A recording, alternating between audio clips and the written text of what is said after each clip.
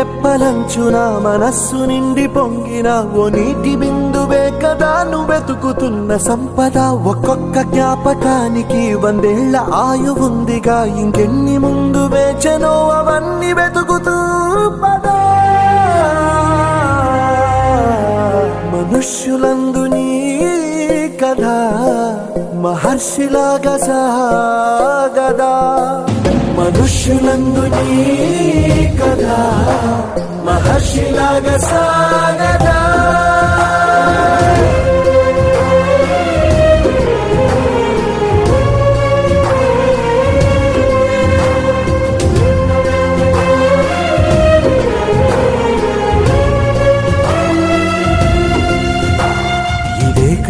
ఇదే కదా నీ కదా, ముగింపు లేనిదై సదా సాగదా.